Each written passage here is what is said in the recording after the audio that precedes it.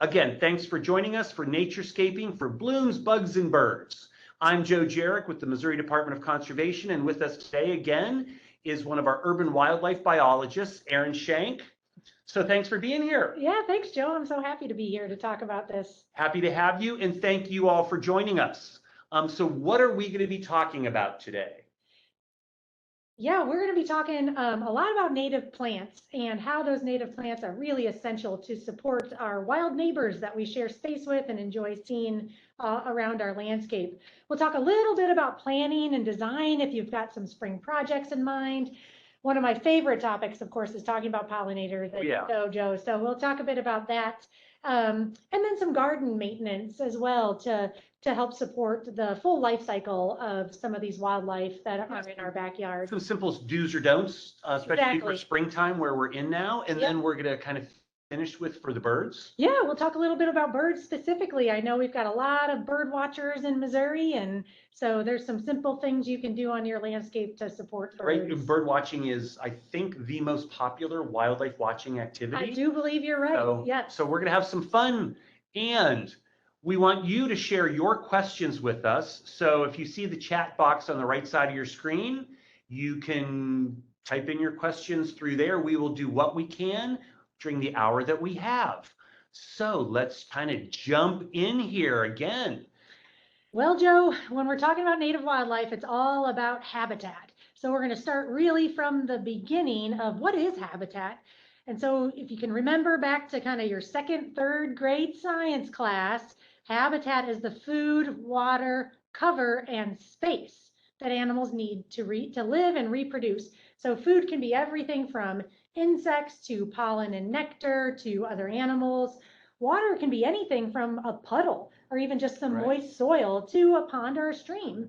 And then cover are things like trees and shrubs and brush piles and rock piles, depending on the kind of wildlife that lives around your home, what they need. That's often related to their nesting space as well. Sure. And then really just the space as well. Some animals require vast areas of territory, square miles of territory, but some just require small spaces. Right. So if we're talking deer, well, that's a different, literally, animal and requirement for some backyard naturescaping than squirrels. Than native bees. Yeah. Right. So different space requirements. So habitat is key. It literally is the foundation for everything.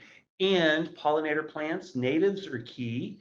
So this next slide, this is kind of the difference between the desert and the oasis. It really is, yes. The picture that you see there on your right will support an enormous amount of biodiversity, whereas the one on the left, well, that looks clean and neat.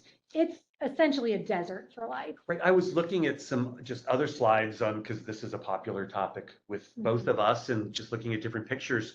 That lovely lawn supports one type of insect versus hundreds and hundreds in that naturescape.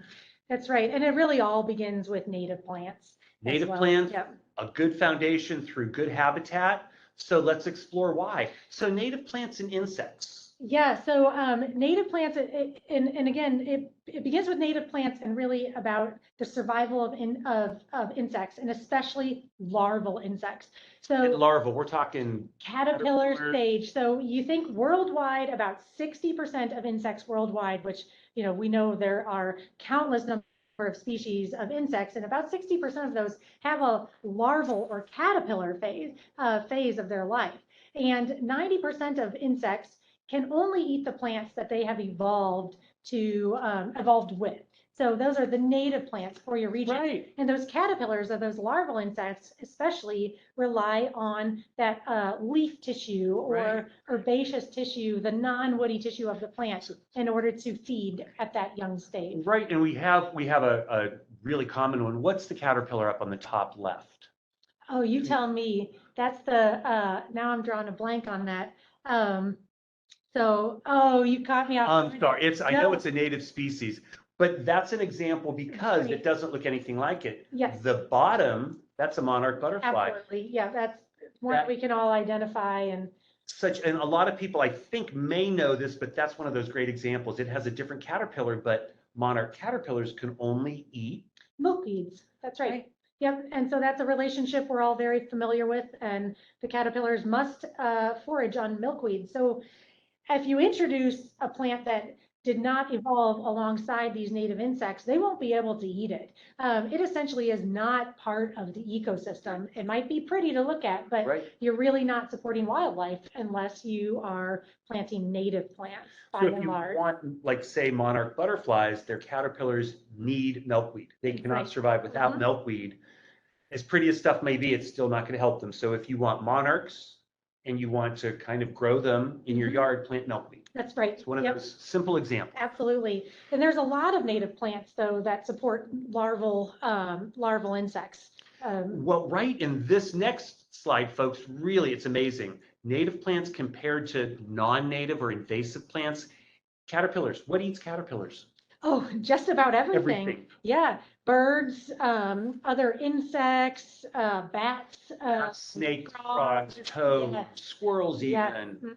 I mean, so if you want a successful garden, you need You caterpillars absolutely need caterpillars. Yep. and oak trees, for Yep. example. Oak trees are especially a standout as far as a forage species for native caterpillar insects. I like to point out butterfly bush on the right side because that's really a misnomer, and we like Right. to think, oh, I bought a butterfly bush, that must be good. But of course, there's only one native caterpillar species that can consume Right. that. And this is really, we're just talking about that larval insect phase right now. We're not even talking about the benefits of those adult insects once they're flying and Bees and feeding on- butterflies, we're getting to that. Yeah, but so we're really just talking about those larval species. Oh, that was a swallowtail. The pipevine swallowtail, Yes, thank you. Thank you, online friends. You relieved some pressure in my brain by, We appreciate that. yes, thank you. Hey, here's a question. We're kind of jumping ahead. Terry wants to know, are all Missouri native plants perennial, meaning they come back every year? No, not all native plants are perennial. We do have annuals, we have biennials as well. So not all of them are perennial. Okay, so the native annuals, which grow from seed every year, but then they self-seed. They do, So yep. that's good. And the biennial or biannual is they produce foliage one year and then they flower the next. You're exactly right. Hollyhocks are a good example of that. Yep, that's exactly right. So they kind of have that biphasic Right. life cycle. But as we look at all of these, butterfly bush, you said, for an example, I Yeah. grew those for about a decade, gave up on them because they don't do well in central Missouri. They don't last more than maybe 5 or 6 years. Mhm. And you're right, other things attract a lot more different insects, Yep. Yep. beneficial insects. So folks, kind of the takeaway, native plants versus invasive or non-natives, caterpillars and other beneficial bugs benefit Yep. from native plants. Yep. That's Absolutely. the key crucial thing. And this really, we kind of get to like, why does it matter? So who cares about caterpillars, right? Right, it's about the mama bird The- feeding her babies. Yep, and this is just one example. On the left is a chickadee, right? And I think we're probably all familiar with chickadees. Yeah. And they typically have about 6 babies at a time, give or take 1 or 2. And by the time those babies leave the nest after about 16 days, those parents have had to feed 9,000 to 10,000 caterpillars to their young Okay. to raise that clutch of birds. Let's go back to that. Yep. 1,000, not 900, which I think is a lot, but 9,000 to 10,000 Thousand, caterpillars. yep. And evidently they don't do it one at a time. They get a beakful. Yeah, hopefully if they're good at foraging and they've got the right habitat, right, then they're going to be able to go pick those caterpillars off of the foliage of our native vegetation and bring them back to the babies. That's just one bird too. Think about all the birds that breed here. Another one that comes to mind is hummingbirds. Mhm. And we had one of our folks joining us say they saw their first hummingbird this week. So that's exciting news. And we think hummingbirds, we always think of nectar. Yes. But those babies don't live on nectar. That's So right. hummingbirds are collecting thousands are. of those tiny little hummingbirds, tens of thousands of They insects. often catch those insects in flight, which is kind of neat. That's So yeah, we think of hummingbirds as really being pollen or nectar Right. drinkers, but they also, you're right, All require- baby birds need the protein to true. grow. So that's what we're looking at. Not only birds, but other things that some people might cringe over, but they're all beneficial. Yep, important, really important parts of the ecosystem, and there's so many critters that rely on insects, and an Again, abundant insect And population they're in order just to chock full of survive. protein and fat. That's what Mhm. makes the insects so valuable. Especially those young larval insects. They're Right. easy to catch, they're Right. full of fat and protein, so they're really, yes, they're really important part of the What are diet. we looking at here as we go around the slide? Sure, we got some amphibians and reptiles, a little ringneck snake down there and a big fat toad. Bats, of course, are, they kind of have a reputation as being big insectivores and really kind of beneficial as far as controlling insect populations on the landscape. Some people might be a little kind of creeped out by bats, but they don't get in your hair. Right. They avoid you, and they eat like their body weight in They do. insects. We're Yep. talking they could consume thousands of mosquitoes a night. Mhm. So they're our friends. Yep, absolutely. They're extremely important. I don't want to imagine what it would be like without them. Right, and a little jumping spider. Yeah. I mean, It's those things, cute. they are adorable, Cute. and they're like the size of a pinhead sometimes. They're just little. Yes. So, and they're good predators, and again, real important to have on the landscape too, just to consume insects and sort of keep that balance. Okay, in so our animal friends keep our insects in And check. it all comes back to native plants, right? That these insects Yes. rely on, so. It's even more. So we have a Mhm. groundhog. They can be destructive, but they're Yep. also I kind of Kinda cool. purposely put some pictures up here of animals we love to hate, Right. because we really don't have, a lot of times there's not a good reason to try to deter these from your landscape. So other animals and include these mammals that really do ultimately rely on insect populations and a healthy right. insect population in one way or another to survive. So we have the groundhog, The groundhog, yep, and that a mole in the center, yep. which they do an amazing job of eating insects. Unfortunately, they also could ruin your lawn, so that's a challenge. They aerate our soil as well, though, and really in a natural landscape, that's a real important function that they serve on the I landscape. kind of understand if you have mole holes and mole tunnels, that means you have a lot of insects in your yard. So Yep. that could be good. Mhm. It could be bad because some of those might be bad grubs, Sure. but that's a sign of really a very productive Yep. landscape. Yep. Possums, people are like, ooh, possums. They Mhm. eat ticks They and do. other bugs like nobody's business. Yep. So they're good to have. Little deer mice. Yep. We've got quite a few species of native mice in Missouri and very reliant as well on insects. Right, sometimes people are afraid of foxes, and foxes Yep. are friends in Mhm. the landscape. I mean, they eat mice and They do. insects. Foxes and coyotes are incredibly important rodent control on the landscape. If you've ever had the opportunity to watch a fox hunt, say crickets or something in a field too, that's fascinating. really entertaining. They So, are fascinating. yeah. All right, so some animal neighbors. We have mammals. What other animal neighbors? Before we jump into there, we're getting some questions, so keep Sure. them coming. Jana wants to know a good native cover to replace winter creeper. Yeah, Something to benefit toads. Sure. So winter creeper is a tough one to get rid of, but I love the fact that you want to, Jana. I would definitely direct you to our Grow Native website, but some ideas that come in mind immediately are wild strawberry and sedges. Really, it's hard to say, what's right for your landscape because I'm not familiar with it, but definitely check out our Grow Native website and you can look at those alternatives that might fit the moisture and sunlight and everything. Right. And that goes for everybody And listening. we'll get into the Grow Native a little bit more with the amazing selection they have. And that kind of goes with Joanna, who's talking about invasive garlic mustard Mhm. and replacing that. Again, Grow Native is a really good source for native plants Mhm. on that.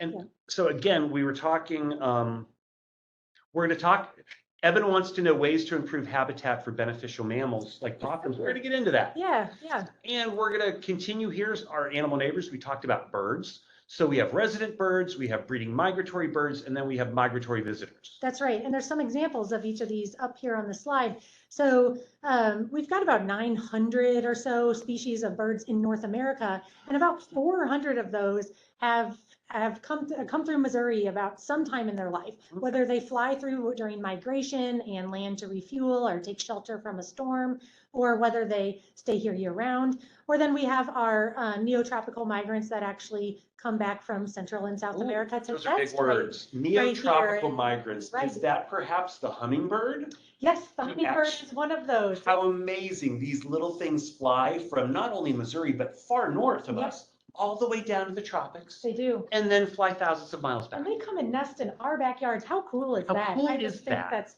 fantastic. Right? And they will rely on insects to feed their young. So And native plants to survive. This is where we're getting in. Native pollinators, as far as plants, are crucial for hummingbirds, right? yes, they And are. many other birds. Yeah. So we get into some other animal neighbors, amphibians and reptiles. So these are some of the creepy crawlers that a lot of people don't like, but they're incredibly beneficial. They are. And you're going to see those garter snakes out right now. In fact, I probably saw about half a dozen the other day on a warm day. Incredibly beneficial and important to have around. Keep in mind too, a lot of our native snake species don't even reproduce until they're several years old. So these are longer lived species.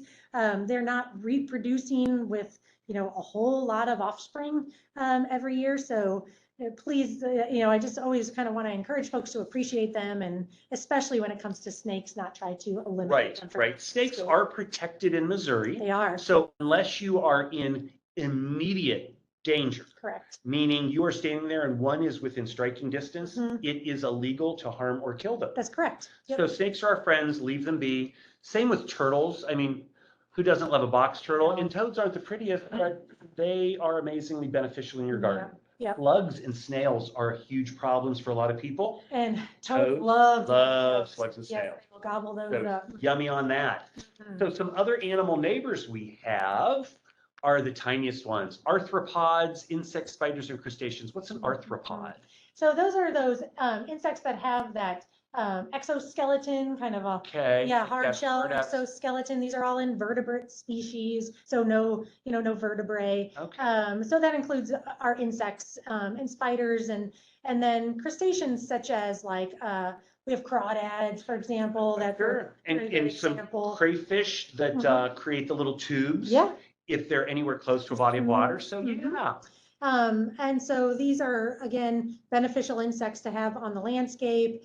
A lot of us don't like wasps very much. I'd say that's probably the kind of common enemy number one on this slide, but they're incredibly important too, just as far as pest control. If you are a gardener and you've ever had, say, aphids on your plants, one of the ways, or like weevils or something, wasps are really important predators, and without them on the landscape, things like that can really truly become pests because things get out of balance, of course, without those predatory insects. Right, so we have a bunch of neighbors. We will be getting into some basic native plants and some suggestions as we go through here, but some other neighbors, and then I think we have some neighbors that we don't even see.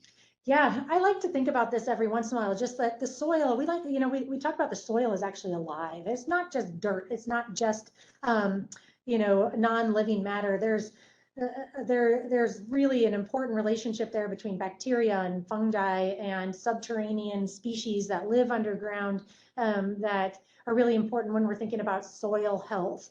And again, as that relates to native plants, those plants help to hold that soil in place. They help to replenish that soil as root tissue kind of dies off and sort of like, replaces soil that has washed away. Leaf litter, for example, we know is really important. Natural compost. For soil health.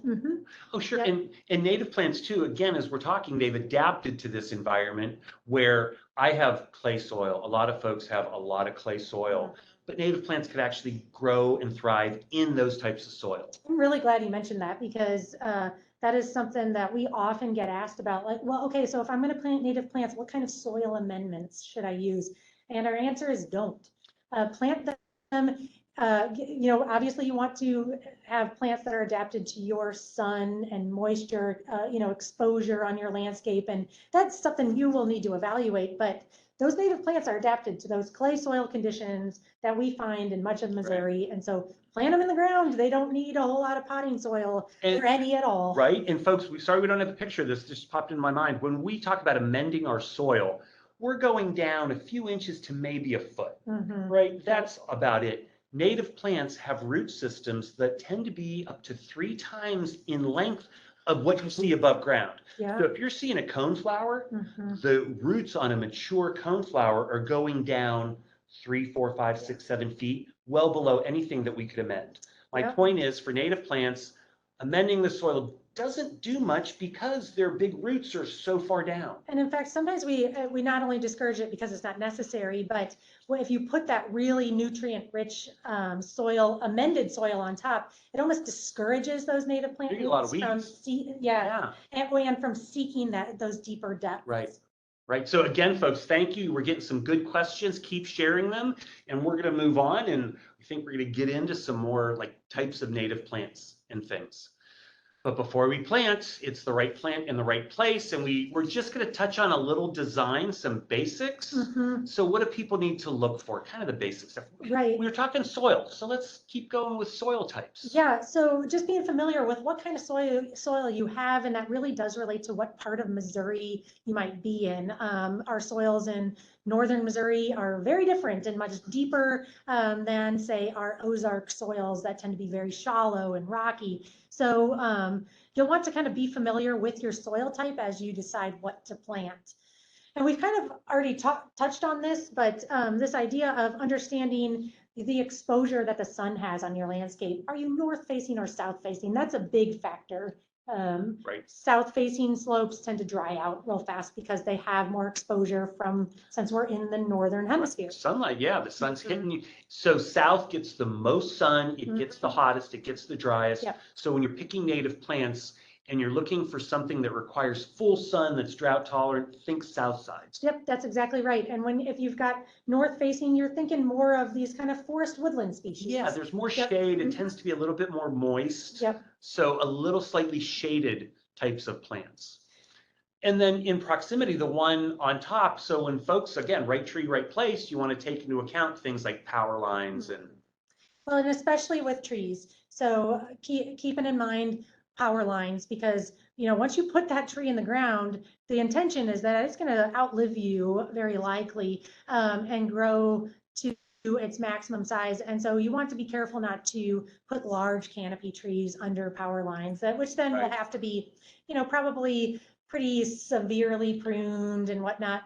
So think about small trees or shrubs in that zone, whereas large trees, they need the adequate space away from things like a utility line or power Right, line. or even your home. And again, folks, south side of your house, you plant a large tree that will help create some shade, things like that. So we're just really hitting the tip on stuff.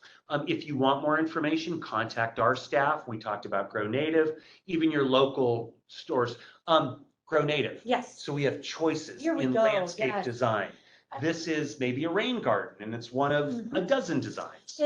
So we're really fortunate in Missouri to have this resource of Grow Native. And I know folks have lots of questions specific to their landscape, but given the volume of people, we won't be able to give specific recommendations for your landscape. But it's okay because Grow Native has so many answers, and you don't need to hire a designer necessarily. I really encourage you to go take a look at these plans that are in place at Grow Native. There's all different kinds, from rain gardens to prairie to rocky soils, and the plant selections here are really curated regularly by folks who are experts in this industry. Right. And just looking at this, folks, again, it's grownative.org. That is a gold mine. It's the rain garden. It's showing you where to plant them in a rain garden. It's giving you native species to plant, recommendations. This is just one of many. Grow Native is phenomenal. They have a whole list of plants. They have plant resources. They have resources where you could buy native plants. That's right. Yeah. Everything. So you can find growers there too. So I really encourage everybody who is listening today and interested in planting native plants to go there. This is not just flowering plants either. You can find great information about trees and shrubs. Yes, grownative.org, folks. That is really an amazing resource, especially for beginner gardeners, because it tells you everything. It talks soil types and conditions and things. Wealth of information. Even as a professional in conservation, we use Grow Native as a resource. Very much so. Yeah, and they are an incredibly valuable partner for us. Here's one of my favorite questions. When was the best time to plant a tree? That's right. 20 years ago. The second best time? That's now. So yeah, trees kind of deserve their own little call out here, because that is really a long-term sort of relationship and commitment that we Yes. make when we plant a tree. There's just so many good reasons to plant trees, native trees, from carbon capture. Trees capture more carbon Right. than any other kind of plant on the landscape.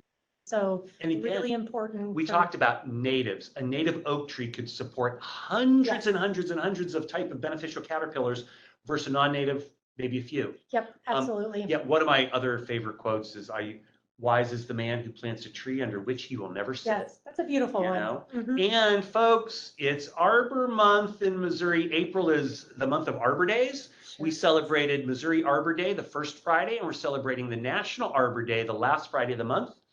And Arbor Days, please plant native trees during April if you can. And if you can't plant them, take care of the ones you have. Yep. We like to say trees work, right, Joe? Trees work. Trees work for us Well, in a where lot can of we ways. get trees if we want to look for some somewhat inexpensive trees? Yeah, well, our state nursery has seedlings that you can order at a very affordable price. So those seedling orders are available for a little while longer yet. So, but Through also Monday. a good idea to plan ahead too for the fall. The fall is a great time to plant Right. trees. So that you can find that on our website, and then search for seedling order form. Yes, so folks, we do our seedling order form. It comes out every September, and we offer trees, as we say, through September through April. So a lot of stuff might be sold out right now, honestly.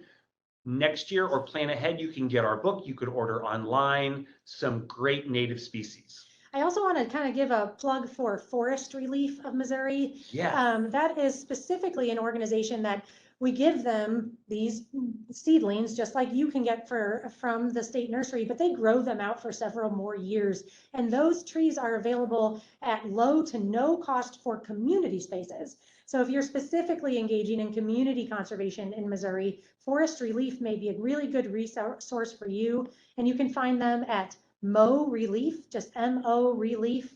RELEAF, Yeah, like you got it. reliefing. Yes, relieving Okay. relieving public spaces and community spaces. Right. So, Or if you just go and search Forest Relief yeah, you'll of find Missouri, it'll pop up. They are an amazing partner. And again, to explain, we grow, several million trees, I think, You're right. each year. And those are about 1 foot to 18-foot seedlings. Mhm. They're about a year old. They're Yeah. bare root. Individuals could buy them in clumps of 10 and stuff. Mhm. What then we do is give these to Forest Relief. They grow them for a couple more years till they get to be about 3 feet high or so. Yeah, it depends on the species, but generally they're in 3 to 15-gallon pots. So that's quite a bit Good larger. size pot, yes. So that's going to be a larger specimen, higher survival rate. So really good. Again, that's just for community spaces, not really private landowners, but Forest Relief. Yeah. Right. So again, we have not only some expertise here, but we work with a lot of partners. And what our goal here is to provide you information and resources. Mhm. So we have Grow Native and we have Forest Relief. Folks are asking a lot about plant selection. What do I plant? How, when, what's important to know when Right. you're choosing a plant, aside from choose native? Choose native. Okay, yes, for sure that. I think probably next we want to think about different seasons of blooms. So if you can possibly think about spring, summer, and fall, and especially given consideration to those spring and fall blooming plants, you're going to support more native wildlife with those 3 seasons of blooms. Having different, when I'm talking about structure, I'm talking about having different flower shapes, and also different structures of plants. So like grasses, for example, give a lot of support for some of those taller plants. Like coneflower. Yes, that might flop over or something. But if you plant them with some tall grasses as companion, that helps to just support them and give them some structure. In the photo, picture's worth 1,000 words. This picture is one of those amazing native plant gardens where you're looking at shorter, kind of rounded species, giving support to taller, slender ones, and like you said, grasses support ones that flop over. So you want this variety Yep. from tall to short. And typically, if you're doing kind of an edge garden, you want to put your shorter in the front. Yeah, so they're And that not makes them shaded up. out. Yeah. So think about where your sun's coming from, or even just your visibility of the garden. There's a couple things to keep in mind there, but to keep the tall ones in the back, basically, and the shorter ones in the front. And again, groups. I mean, native plants naturally grow in large masses. You're right. Yeah. And a lot of times people want to go and get one of these and one of these and one of these. Planting them at least in groups of 3 really gives you, visually for your garden, a much greater impact, but it's also better for the plants. It is. I mean, some of their roots actually, depending on the species, but many of these species, their roots will kind of intertwine underground and offer some additional support to those plants. So grouping them together benefits them. It actually also benefits, for example, native bees that like to forage at the same type of flower over and over and over until they've exhausted that resource. So that way, if they're clumped together, those bees will say forage on coneflower until they've essentially exhausted the pollen from those flowers, and then they'll move on to something else. So there's good reasons to clump them together, but also just maintenance. I found personally, sometimes especially early in the season, it's hard to know, is that a seedling or is that a weed? Right. And so if you've got them clumped together, it helps you kind of identify what you planted there. In clumping them too, planting plants in groups, it cuts down on weeding. Again, it creates these little micro environments where if you have them planted together, you may not have to water or weed as much. Yep. And having a variety, again, the native insects and other pollinators really appreciate that. I really like to add this last one of like, keep it real. And this is partly personal for me because I tend to get grandiose ideas of, I'm so excited, it's spring, I'm gonna convert my whole yard. But you know what, if you only have time to plant a pot and a little, some natives that go into containers, which Grow Native, by the way, has good suggestions on that, start there. Right. Don't worry about starting small. Every little bit matters. And we actually know that even small plantings have a tremendous benefit for native wildlife. And you bring up a really good point. We're not talking folks with acres of a yard or even big front yards or backyards. Right. We are really helping also a lot of folks who live in apartments. And like you said, if you have a balcony, you have a pot, you have a stoop, put natives in a pot. Grow Native also has great information on what to do for a patio pot. Yep. So again, some great resources. Got some questions here. Some basic natives you recommend for beginners? Right. So there's a pretty good list right here. Just, asters are really popular, and they're big and beautiful and showy. So those are good. They tend to bloom in the fall, though. Yes, they do. So which is nice to have. Timing your flowers. Yeah. So timing your flowers so that you've got some blooms later in the season. Right. We talked like spring, summer, fall. Blooming right now as we go outside, you see a lot of bulbs and things which might not be native, but our red buds are in flower. Our flowering trees this time, vital for early pollinators such as bees. Yep. And then some of the latest, like asters, are some of the latest flowers in the fall. That's right. And a lot of these then from spring through fall. Yep. Like coneflowers, coreopsis, and black-eyed Susan. Butterfly weed, which is not a butterfly bush. Right. Butterfly weed is a form of milkweed. It's not a butterfly bush. It's those bright yellow flowers. And one that's not on here is Monarda or bee balm, some people call it. I think that's becoming one of my favorites as well. I just put some more in last spring, and it is coming up and going crazy. Yep. So natives also thrive in sometimes when you not have the greatest soil, because again, they've grown here for tens of thousands of years. Yeah. What about native grasses? Oh yeah, so native grasses.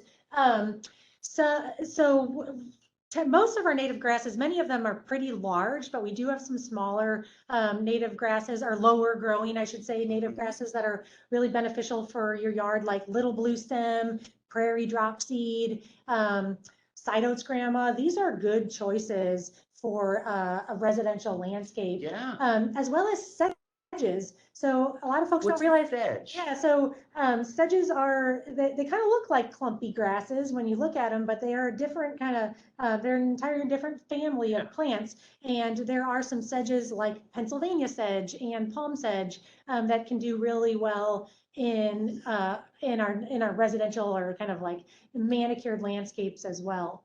Okay, so if folks can't go to Grow Native or things like that, or just shop, like I, go to the big box stores a Mhm. lot of times, are the native plants and things you find in big box stores okay?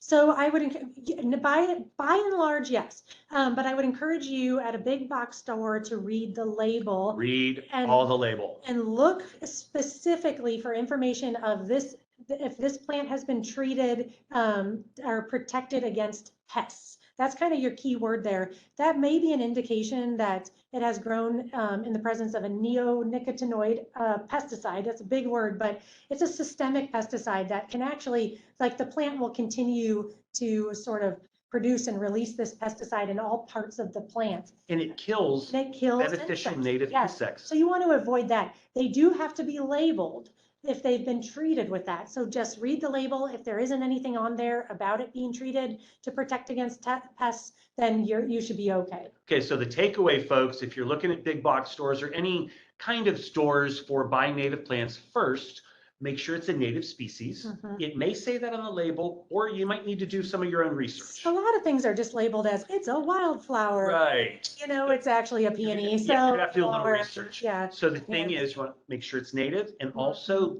read the label well to make sure it's not been treated with an insecticide Mhm. at all. Okay. Some other questions. Folks, we're going to get into cicadas here in a little bit. Some folks want to know if there's some danger from that, but Okay. we're going to have fun with that. Mini clover, a good substitute for grass? So clover is not native, but I will say when you're talking about your lawn, allowing some of those broadleaf and what we think of as weeds, but to come up is actually a really great thing and a very easy thing that you can do. So don't kill clover and dandelion. Violets, by and large, those are native violets that we see coming up in lawn landscapes this time of year.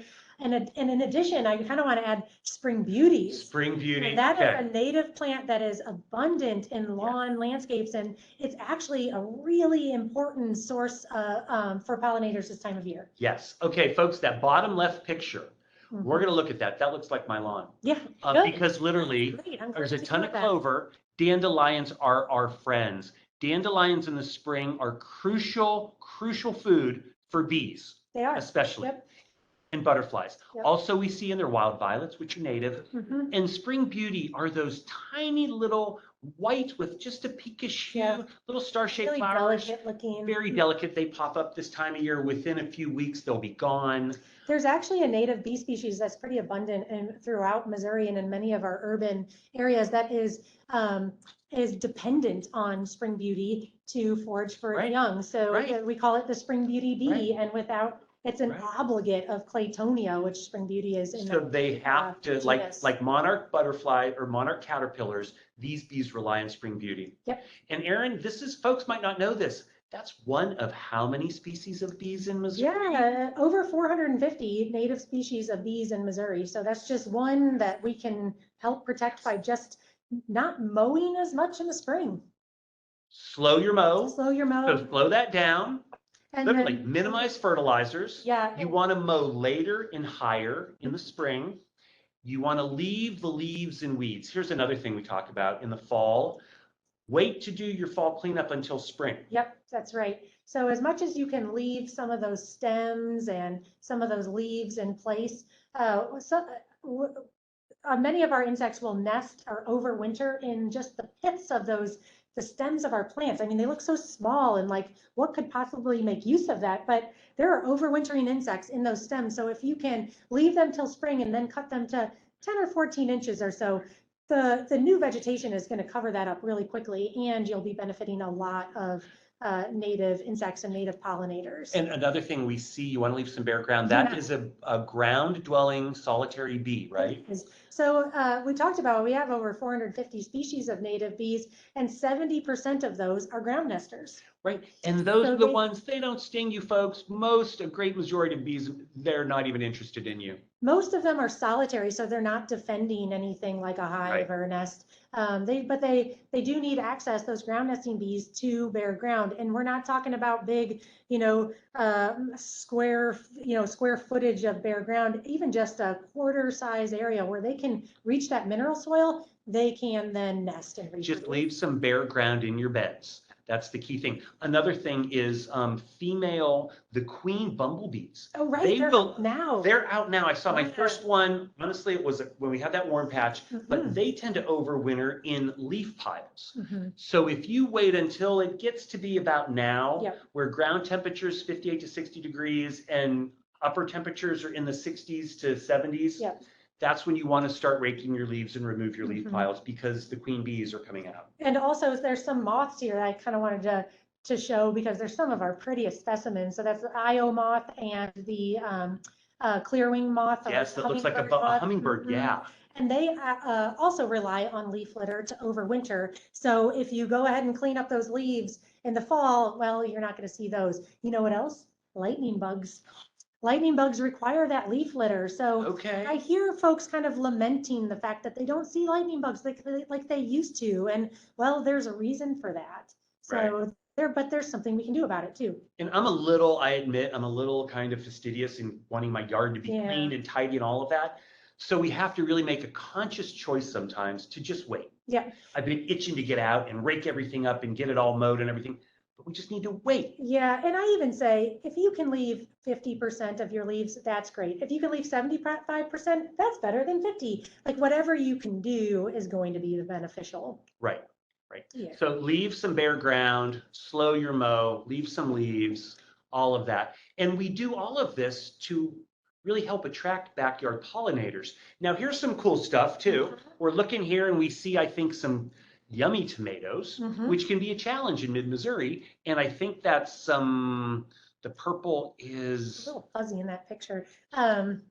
it's on the tip of my tongue and I forget it, but the point is, There's benefits to us too, especially if you are kind of backyard gardener with vegetables. To attract native pollinators, you're going to get bigger and more fruit from your pollinated plants like tomatoes and peppers and okra. All of those are going to do much better when pollinated by native pollinators, or like our native bees. right. And here's an example, folks. Tomatoes, one of the really easy vegetables for a lot of people to grow. And we know tomato blossoms. Our European honeybees and things aren't really the best pollinators. Yeah, they're It's pretty those lousy at big, doing it. fat, bottomed bumblebees that really can get in there and best pollinate them. Mhm. So you really want bumblebees and other of the solitary bees to Yep. get into your garden and pollinate your tomatoes and things. They do much better job at pollinating our vegetable gardens. So companion planting is something that you can think about in your vegetable garden. And again, Grow Native specifically has companion planting guide for depending on what you're growing. So I'd encourage you to go there and check Right, that again, out. grownative.org, they can tell you a lot more than we can in the limited time we have about this, because people are wondering, we talked about native plants in such great root structures. Mhm. What if I want to transplant some native plants? Yeah, so again, that's going to depend on the species. A lot of them do have really deep roots, and depending on whether or not they have that kind of significant tap root or that central large root that has to be severed for transplanting. Some species are going to be easier to transplant than others. So my suggestion is if you're wondering about transplant, look up those species that you're interested in doing and learn about the root system there. And if it is a deep taproot, then you're probably not gonna, it's probably not worth the effort to try. One of the nice things, if you're just wanting to like move some plants for new spaces, a lot of your perennials then will kind of give off little, what am I looking, like little florets or. Like they'll spread naturally. Yeah. So they'll fill in those spaces. So maybe you don't dig up the big mature one, but you dig up the littler ones around. One thing, my personal experience, so like black-eyed Susans are pretty forgiving if you transplant them. Even coneflowers or coreopsis, they tend to be. One thing I would never suggest, we talked about butterfly weed, which is that bright orange kind of those send down a significant taproot. And if you move them after you plant them, it's pretty tough to get them to survive. Yeah, milkweeds in general are really taprooted, and so they don't transplant well. But a lot of our perennials are transplantable. Yeah. And you want to, again, think before you plant, right place. So some of that, folks want to know like bare spots of dirt in their yard. Yeah, so Good for bees, they're good for Jen. bees. If you can leave some bare spots, some small bare spots, if you're looking to fill in, say, a larger bare spot with some native plants, then again, evaluate the exposure, the sun and moisture of your specific environment before you go out and buy plants. And start with just a few species and see how they do. Right, and folks are also, we're not all blessed to have like full sun, so if we have some shade situations. Oh, there's plenty of native plants that Ton. are well evolved, Ground covers. prefer shade. Again, grownative.org, ground covers for bare spots, shady plants, even they could get into some trees and shrubs and some things For like sure. that. Yep. So that should help. Yeah.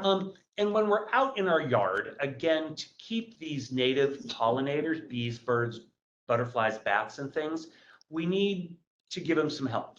Sometimes we do, and I know that the folks listening today are tuned in because they do care about wildlife in their backyard. And so nesting structures are pretty popular to add. I kind of give a word of caution with a lot of nesting structures.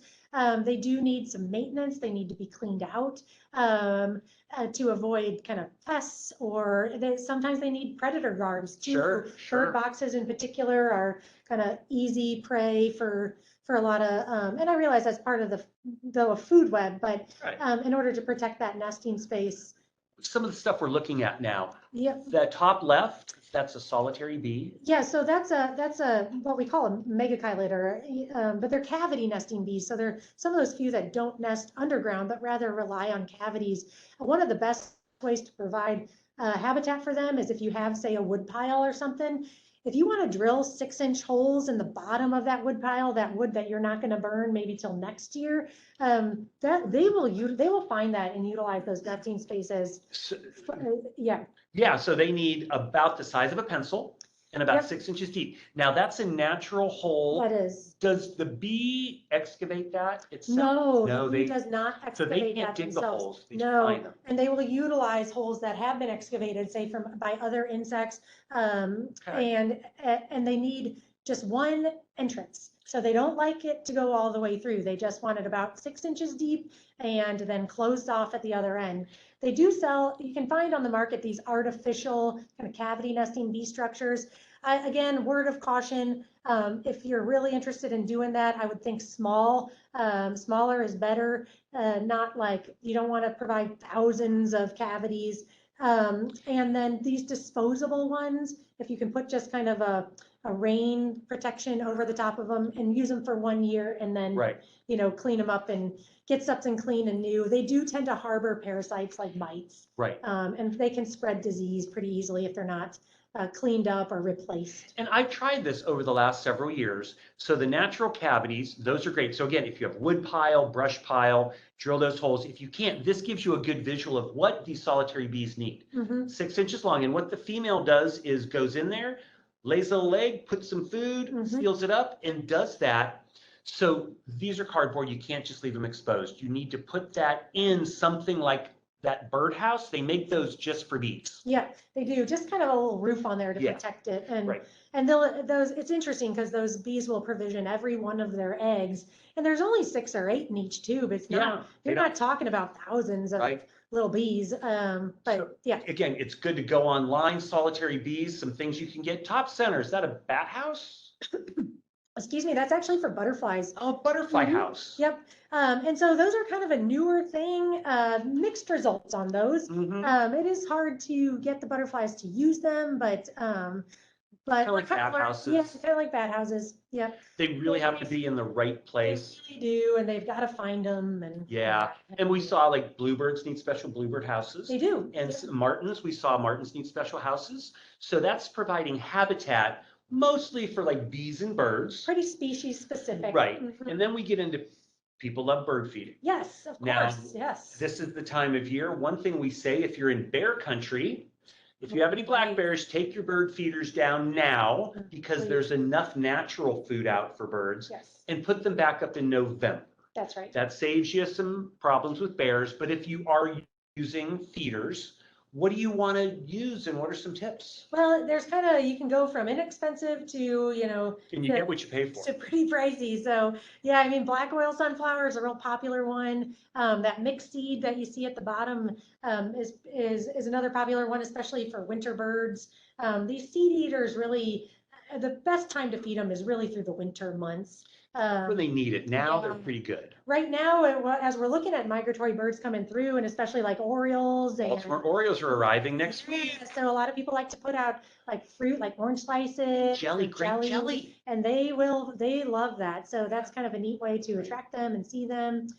Suet is, Woodpeckers. yeah, they Go do. back even like that's a yellow-bellied sapsucker, I think. Yeah, it sure is. Yes, Yeah. but that's a type of woodpecker, and they primarily, again, protein. So suet, Yep. just like that, amazing for them. Yep. Bluebirds, our native bird Yeah. is the bluebird, the eastern Yeah. bluebird, and they really rely on mealworms for raising their young. So if you really want to get into it, that's a fun option too, to try to attract some and feed some bluebirds. Of course, other birds will eat those too. Very popular. So you can kind of, there's a lot across the board you can do, from spending quite a bit of money on your bird feeders to things like just mixed seed and whatnot. And again, we're just really hitting the tip of this. You need to go online, do some more research on what types of birds you want to attract, and then what kinds of food. Right. Black oil sunflower is high quality, high cost food, and you get what you pay for. So if you go with a cheap food, it's kind of like a high fructose corn syrup junk food, as opposed to really nutritious. And also, I would caution folks to don't put those black oil sunflower feeders over sort of the native plants that you want to protect. That can things have trouble growing under a whole lot of black oil sunflower seed, so that can kind of make it difficult for some of those plants to grow. Right. We have a Jill who wants to know about bluebirds and nesting boxes. Sure. So you do want to clean those nesting boxes out before springtime. So if you haven't done that yet, I'd take a look in there and see, as long as a bluebird hasn't moved in and started nesting, I'd go ahead and clean it out now. Yes. So, but they will reuse a nest box, yes. Yes. But you do want to try to clean that out just to avoid any kind of disease or pests. Right, and sometimes you get things like sparrows and other birds that try to get in their nest. You remove that nesting material. And even if the bluebirds went in there, when they start building, they'll come back. They will often re-nest or more than one clutch of eggs a year. Yes, that's true. So now and then, hummingbirds. This is another iconic bird from Missouri. Hummingbirds are back. We all love to feed them. We've been talking about the value of caterpillars and other grubs and bugs for hummingbird babies in the spring. But then for the adults, sugar water. What are some tips and what are some things to avoid? So one of the first things to avoid is, if you can't be committed to cleaning out that hummingbird feeder and replacing it, just don't do it. There's nothing wrong with that. I personally don't have it in me to do it. I wish I did, but my life doesn't, my schedule just doesn't allow me to. So it is important during those migration periods, especially of April and September. If you're going to offer that food, please continue to do so until sort of the peak migration has passed. No food coloring. You just want 1 part sugar to 4 parts water. You do not need to put any food coloring in there. And again, you do need to replace it because it can ferment, especially as it gets hotter and hotter. And that can be a kill birds. Yeah. Right. And you need to clean it, because if you don't clean it, bacteria can grow. And we're going to get into the next slide. And I think we have some maintenance things to avoid disease. So in general, with bird feeders, they can be disease spreaders. And so it's good to keep an eye out on those things, that if it does look like disease is spreading around your feeder, then you should clean that up, take it down, make sure those are well cleaned, and wait a little while before you put them out, so that things like this is a virus that you see in this bird here. And it's conjunctivitis? And finches are particularly susceptible to it. And so when you think of conjunctivitis, like we can get, birds can get it pink too. eye, yeah, it's a different form of the virus that wouldn't affect us, but birds have their own sort of variant of that. I've had this happen sometimes. It is really sad, because you have these beautiful finches and their eyes are just crusted closed. They're flying, they're trying to feed, but they can't see to find things. So avoid this. Avoid disease. Just keep an eye out. If you see it, then it's time to take those down. Clean your feeders, folks. Cover for birds and other types of critters. So we've kind of touched on this, but again, our shrubs and brush piles and everything, these are important year round for bird species and other wildlife as well, for cover. And then again, folks, we're kind of wrapping this up here in a little bit, but if you have some questions, keep them coming. Herbicides, not kind of necessarily a gardener's friend, but they do have their purposes. So I like to say avoid pesticide like insecticides, avoid insecticides, but herbicides, you are going to battle invasive species. That's going to happen for you. And distinguish between kind of broadcast spraying for all broadleaf weeds versus spot spraying those problematic species. And for example, the top picture, bad. Yeah, that is a lawn with dandelions. Yeah. Dandelions are essential. Do not do that. The bottom picture is there's a single invasive weed and that person is just spraying that single plant. While you can pull those, a lot of times it's hard to get the whole root tissue up and they will just kind of keep popping back up. And so that's an appropriate use of herbicide. So if you must use an herbicide, spot spray it only on what you want to get rid of. Yeah. And some few points for people to remember. Native plants, think native, utilize your existing landscape features. You don't need to alter your landscape. There are native plants that are adapted to live there, whether it's wet, dry, sunny, or shady. And then think about all the habitat needs of the wildlife that use your yard. So food, water, cover, and the nesting materials they need. I think patience. Definitely patience. Because natives take a few years really to mature and take off. We like to say the first year they sleep, the second year they creep, and the third year they leap. Yes.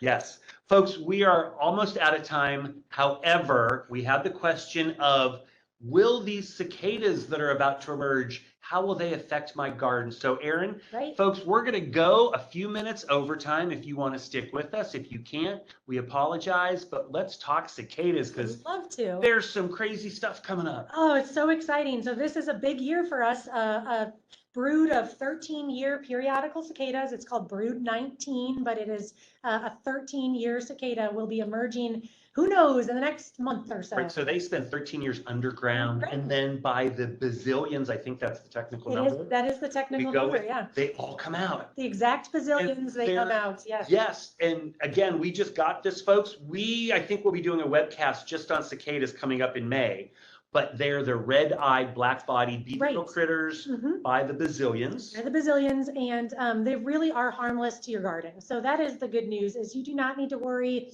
They do not feed on non-woody material, plant material. So your vegetable gardens, your flower gardens, those are all safe.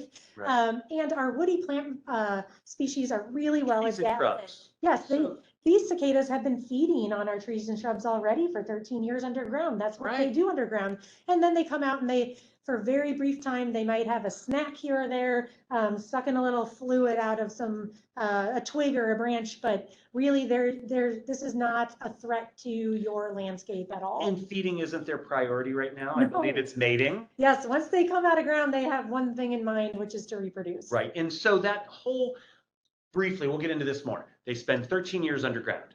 They crawl out in this nymph mode, and they're kind of creepy looking. They crawl up on trees, shrubs, buildings, whatever.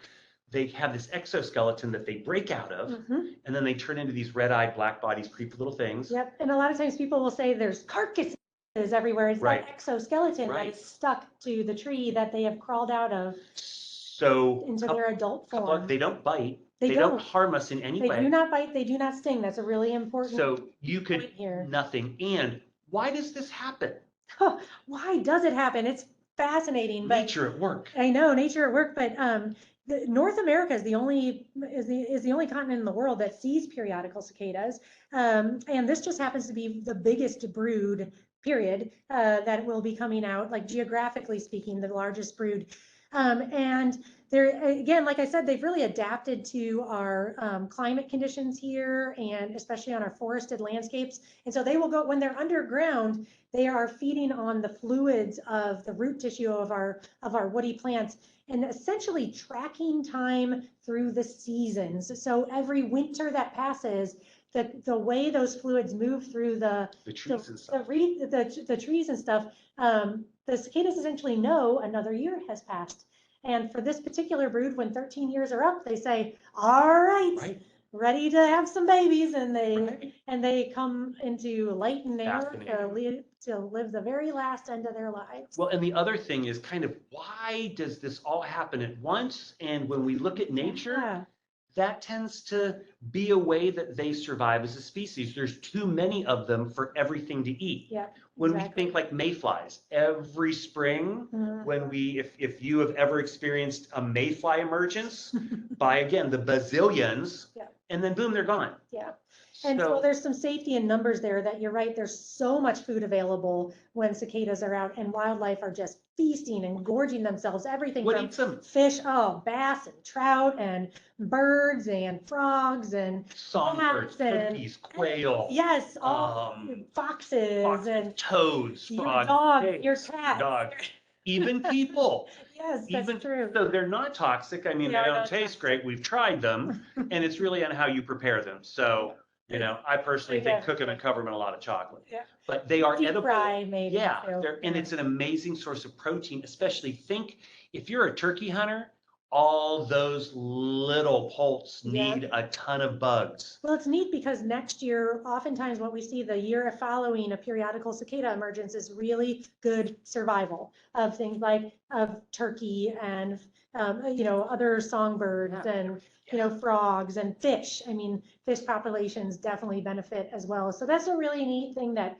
then of course we see the benefit of that as well. So right, and when they come out, folks, again, they're not going to hurt you. that's right. They're not going to cause any harm to your garden. The biggest problem is you may have to either sweep or literally shovel them out of the way, and they And just they can get decompose very over time. loud too. And the Yeah. loud, wait till we hear that. But they're not nighttime loud, which is kind of nice. They get quiet at night just like we prefer. So During isn't the that day, neat of them? it's amazing. It's the heat of the day that really causes those males to get very loud. Okay. Yeah. Well, again, folks, we are hoping to come back to you in May with more on the cicada phenomena, but this wraps it up for us today. Thank you so much for joining us and for staying a few extra minutes. Erin, you're always an expert and a pleasure and just so much fun. Thank you. So thanks, folks. Get outside, discover nature, get out in your garden and do some spring cleanup now and plant natives. And again, visit grownative.org for everything you need to know about native plants. Visit mdc.mo.gov for more information from us. And if you're a community who needs trees, visit or just go and Google search Forest Relief of Missouri. Great. Great. Very Get outside, good resources. Yeah.